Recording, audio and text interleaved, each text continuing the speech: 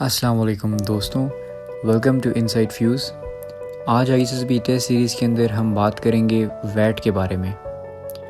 VAT stands for word association test.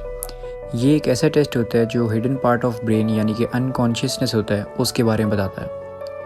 Unconsciousness होता क्या है? जो हम अपने बारे में जानते होते हैं ना, that is called the ordinary conscious. और ये एक फ्रैक्शन है, बहुत कम चीज़ है जो हम असल में दिखाते हैं। फेमस रिसर्चर कार्ल जंग्स इस बंदे ने क्रिएट किया था वैट को। In this test he read out a list of 100 words. इसने 100 वर्ड्स लोगों को पढ़ के बताए और इसके पेशेंट्स को इसने कहा जो आपका पहला रिस्पॉन्स है ना आपने वो ये नोट करता था। और क्योंकि इस टेस्ट की स्पीड बहुत होती थी तो ये एक ऑथेंटिक टेस्ट बन गया लोगों को जज करने के बारे में। इसके अंदर हिडन और ट्रुथ मीनिंग ऑफ वर्ड आपके बाहर आती है। ये एक बहुत इफेक्टिव मेथड है आपके माइंड को अनकॉन्शियसनेस को बाहर निकालने का। जो लोग नॉर्मल कॉन्शियसनेस के अंदर चीज़ें छुपा लेते हैं, जब वैट टेस्ट होता है तो उनकी जो असलियत होती है जो स्लिप करके वो बाहर आ जाती है कि वो असल में इस चीज़ के बारे में कैसे सोचते हैं।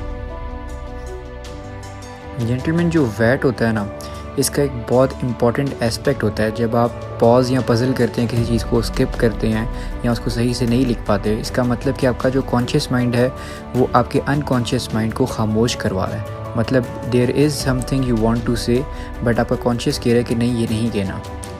तो आईसीएसबी के अंदर वैट की क्या इंपॉर्टेंस थी आपको इस चीज़ से समझ आ गई होगी। अभी हम इसकी एक सीरीज़ शुरू करेंगे, वैट को समझाएंगे। आपने बिल्कुल परेशान नहीं होना, because you do have a good instinct in yourself.